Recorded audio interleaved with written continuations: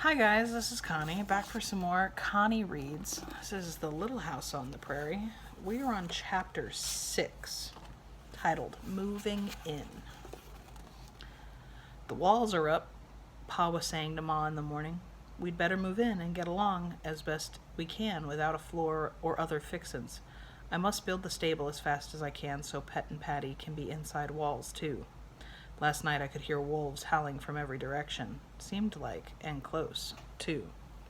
Oh, howling from every direction seemed like, and close, too.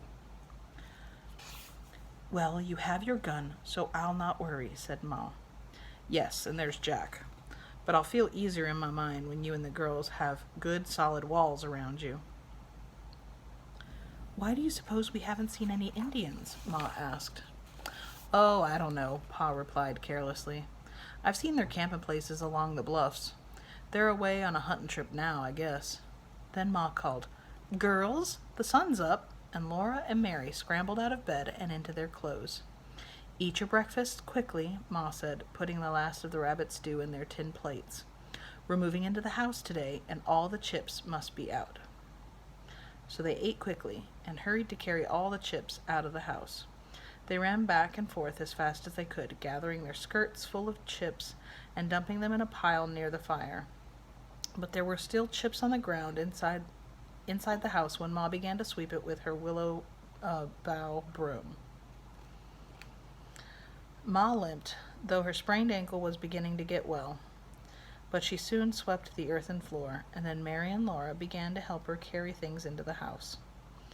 Pa was on top of the walls, stretching the canvas wagon top over the skeleton roof of saplings. The canvas billowed in the wind. Pa's beard blew wildly, and his hair stood up from his head as if they were trying to pull itself out.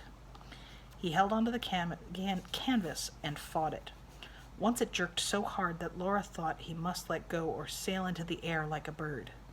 But he held tight to the wall with his legs and tight to the canvas with his hands, and he tied it down. There, he said to it, stay where you are and be.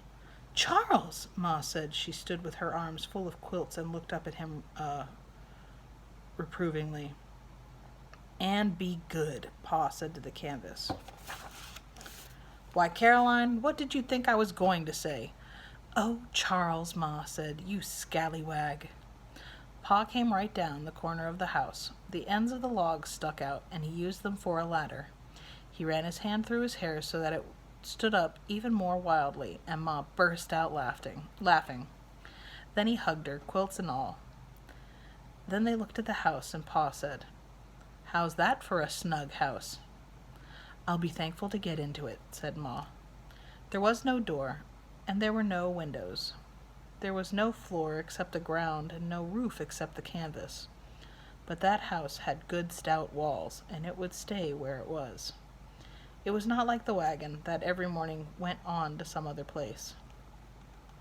We're going to do well here, Caroline, Pa said. This is a great country. This is a country I'll be contented to stay in the rest of my life. Even when it's settled up? Ma asked. Even when it's settled up. No matter how thick and close the neighbors get, this country will never feel crowded. Look at that sky. Laura knew what he meant. She liked this place too. She liked the enormous sky and the winds and the land that you couldn't see to the end of. Everything was so fresh and clean and big and splendid. By dinner time, the house was in order. The beds were neatly made on the floor. The wagon seat and 2 ends of logs were brought in for chairs. Pa's gun lay on its pegs above the doorway. Boxes and bundles were neat against the walls. It was a pleasant house. A soft light came through the canvas roof. Wind and sunshine came through the window holes, and every crack in the 4 walls glowed a little because the sun was overhead. Only the campfire stayed where it had been. Pa said he would build a fireplace in the house as soon as he could. He would hew out slabs to make a solid roof, too, before winter came. He would lay a punch-in floor and make beds and tables and chairs, but all that work must wait until he had helped Mr. Edwards and had built a stable for Pet and Patty. When that's all done, said Ma, I want a clothesline. Pa laughed. Yes, and I want a well. After dinner, he hitched Pet and Patty to the wagon, and he hauled a tub full of water from the creek so that Ma could do the washing. You could wash clothes in the creek, he told her. Indian women do.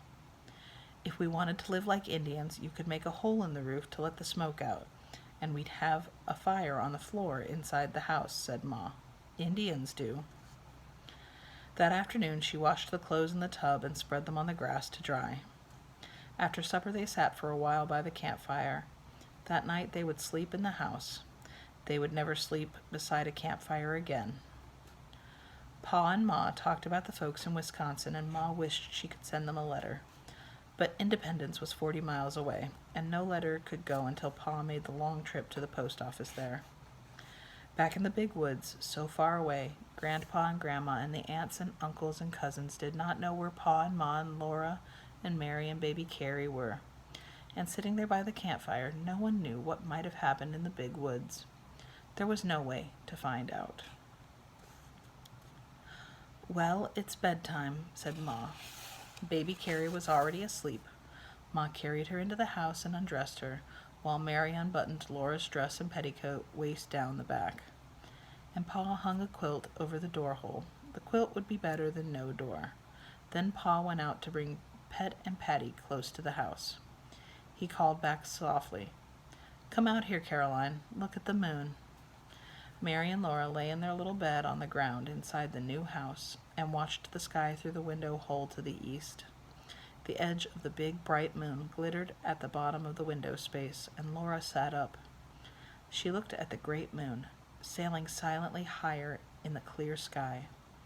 Its light made silvery lines in all the cracks on that side of the house.